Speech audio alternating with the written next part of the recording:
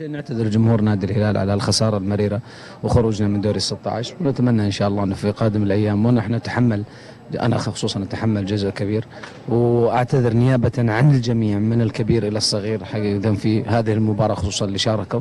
لكن صعب أنك تفوز أمام فريق زي الاتحاد إذا كان عندك أكثر من 5 عناصر هبوط في المستوى، لكن عامل الأرض والجمهور والأشياء الطقس كان لها دور مؤثر كبير. ولكن أيضا في بداية المباراة وضح أنه إحنا عندنا ارتباك كبير وعدم تركيز بالشكل اللي إحنا كنا نتمناه.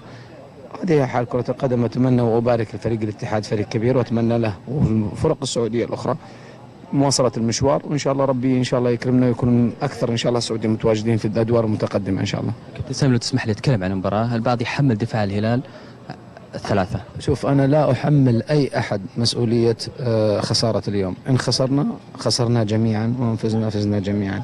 الأخطاء في كرة القدم واردة من الصغير والكبير، لكن إذا تتذكر ترجع قبلها بأسبوع أو قبلها بأكثر من 3 أسابيع في البطولات اللي حققها نادي الهلال، الدفاع كان متألق وكان من أحسن الدفاعات الموجودة. لكن هذه هي حال كرة القدم. اليوم إحنا خسرنا في بطولة ونتمنى أن إحنا نقدمها، أو على الأقل الموسم القادم في دور الثمانية نكون مستعدين أكثر. لكن ما تدري وش الخيرة فيه، لكن حقيقة ما كنا نستحق الفوز اليوم، والاتحاد كان عد نفسه جيد.